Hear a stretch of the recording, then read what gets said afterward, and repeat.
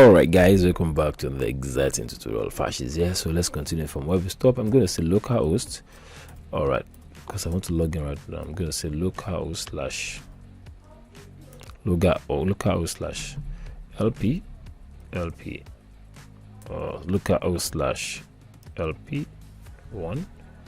So by the time we do that, it's going to load directly to MP. But just ensure that you have successfully on your Apache MySQL. That's very important. Okay, so it's going to load for some few seconds, and we're going to start building our cool stuff. So when that one is loading, let's go to google.com and let's try to go to landing page Megapack.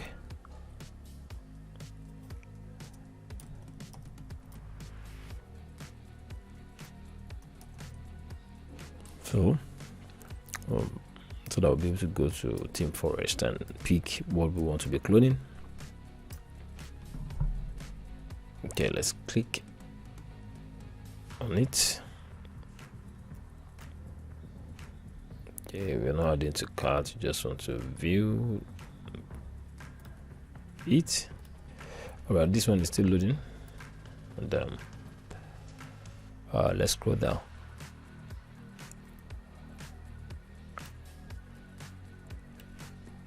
Okay, I think it's loading.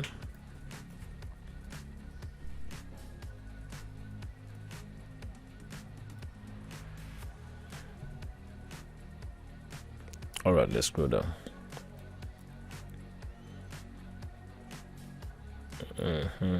All right, let's go down and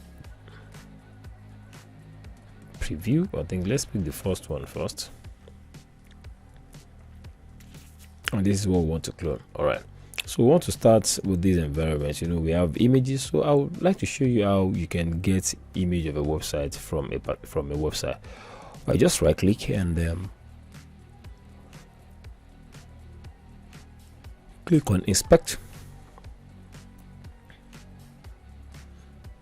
So if you're having something like this, you have to figure out how you can change it from mobile view to normal. You can see this thing looks like a computer, so you have to pay close attention to this. So just shrink it, and you see element console source. Let's click on source. From the source, you see image, click on drop down. You see original, click on it. Let's click on the image that is in there. I think that is not the image you're looking for. Let's close it. Let's click on pop-up. Let's click on this image. This is not the image we want. Okay, let's click on studio. Let's start clicking on the image one after the other. So this is where you're going to pick all your image from. Megapack icon, Megapack logo. As we have a lot of image in there. Image. Oops. Let's scroll down.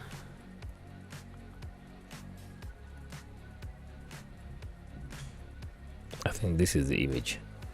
All right, so you get the image from another folder called image/studio. So just right click. You can say save image, and the image has been successfully saved. You can see how cool that is. So that's how to actually snipe into what images if you really want to download this without pressing Ctrl S. So we need this particular image. Okay, so what we're going to do is that let's go back to the website. I think I'm experiencing some error, so let's reload and see what exactly is going on. All right, we're back. Let's scroll down. So let's right click and open a new tab to visit our website. All right, this is it. So now the thing is, you need to edit a page. So you can see you can edit a page from here, and you can edit a page from scrolling down to pages and all pages.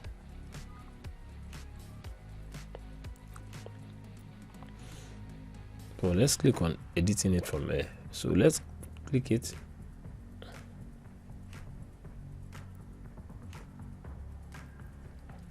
Okay,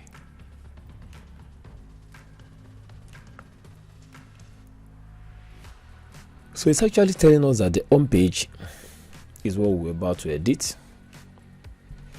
So at the top, you're going to see edit with Elementor. So let's click it.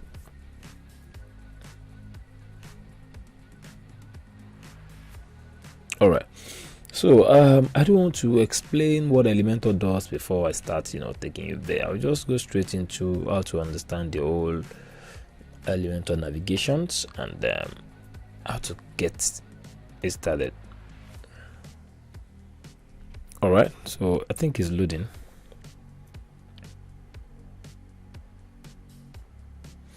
Pam. So this is how the interface of Elementor looks like. I don't want to upgrade for now. Let me close the upgrade. So Elementor has two sections. We have the element and the global. So let's click on the global. You have to meet with our agent. So you have to upgrade. Don't want that for now. We are using free Elementor plugin. So when you click on elements, that means what are the elements you really want to start building your website on. So the first thing is understanding that you need a section. So so how can you create a section? You come here, add new section. So when you click create it, you can see it's going to tell you that, okay, well, how do you really want to add the section? But if you look at this particular website, okay, let me drag it down there at the first one, the one we're using. Let's close the inspect. You can see that we have a space here, text here, and some space here. All right. So we can easily say that we have a section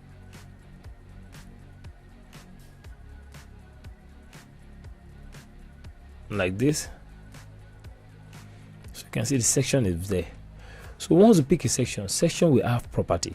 So it have property in kind of layout. It will have property in terms of style, and it will have property in terms of expand. So in normal layout, this is box. So you have to change it to full width.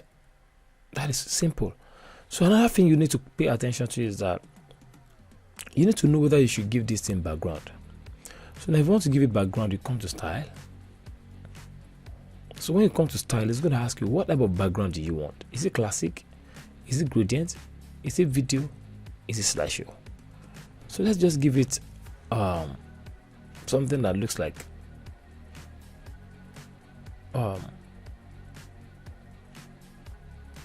classic.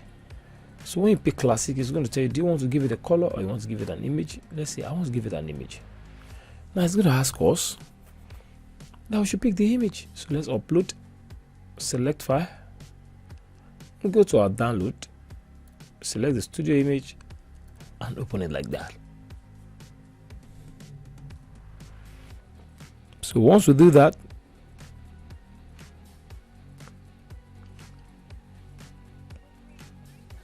we will be able to insert it. Let's insert. This is awesome. So you can see this image doesn't really give us what we want. It's too bright. So now you're left to okay, looking at what are the properties you can do in order for you to make the image bigger. Just say, okay, fine. First and foremost, you like to give it a size. So okay, let's come back here. There's something I really want to show you. They use codes to build this website.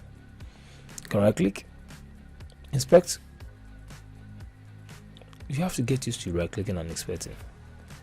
So use this, select an element in page to inspect. Use this to pick tools.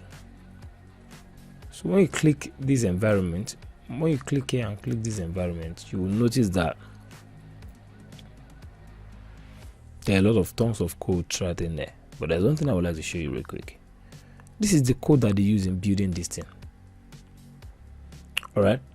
Okay. So you see that they say cover is the background size, background attachment is scroll, and it is center. You can see this 3. Okay, this is good. So now it is easy for you to come here and say, okay, I want to see where I will see cover, scroll, and center. So before that, you say scroll down. You can see it is center, attachment, it is scroll, and the size, it is cover. So basically what you need to be doing has been done. So it is the same code that you're seeing in there that you're actually using this word property in there. So not that we're not done with that. We have to scroll up again and click advanced. So let's go back to the code, mega code. You see that the padding top and padding bottom is what? 200 pixel and 200 pixel. Okay. Well, let's go and say padding top and padding bottom is 200. So you have to link variable together. You have to uncheck it and say I want the padding bottom and padding bottom to be 200, padding bottom also to be 200. This is awesome. This is awesome. Let's update it. So once you update it, we're good, and let's go back again and let's figure out what exactly we have in some ways. All right, I want to scroll down again and say I have some font families and I have some colors. So you look at this color, it's called linear gradient. So it is called, you can see the linear gradient. So where can we see linear gradient when we have background image? So let's come here. Let's see whether we can see linear gradient here. Let's come to style. And let's see whether you can see gradient here. Let's come back again. Let's give it a color. Let's just see whether I can give it some colors. Sorry, I have to press Ctrl Z. Let me just stop picking it. Something I would like to show you, like a property. Let's say background overlay.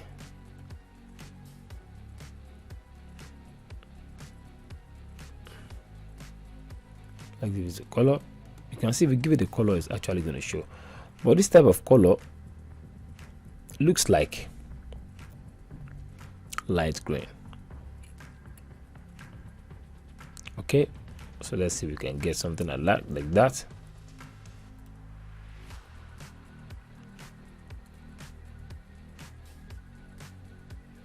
Let's come here. You can see it's about to look alike. But anyways, it's just for the purpose of training, so let's just pick it like that. All right, so I don't want to get really confused. I just wanted to have an idea. It might not be 100% perfect. Okay, so right now we'll successfully understand how to navigate with what Elementor. In the next tutorial, we're going to see how we can add some few text into this. And before I conclude, I would like to change this thing to capital letter, and you can do that. I think, and if you cannot, just watch me doing it. All right, I'm going back to Megapark. I want to go to appearance, menus. I want to probably change all those things to capital letter. All right, this is awesome. Okay. All right, so we can easily scroll down like this and say, okay, we want to edit. Click on custom link, and from here you see about. All right, save it. Services, you have to make sure that it's capital letter. Oops, I think I have to save them all. Sorry. All right, so you can see I have done that, so you save it. And probably under this, we want to have some sub menus, and the sub menu you can easily say, okay, we don't have much time right now. You can add, maybe under our services, we have web development, we have training and consultancy. You can say web development, add to menu, development. You can say training, you can add it, and you can see consultancy.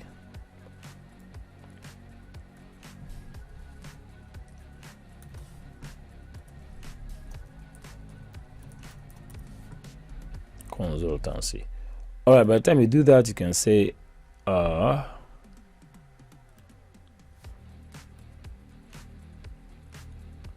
think something happens to web development. Let me see, we can delete it. Let's say training. You have to drag it like this, drag it like that, and you say web development.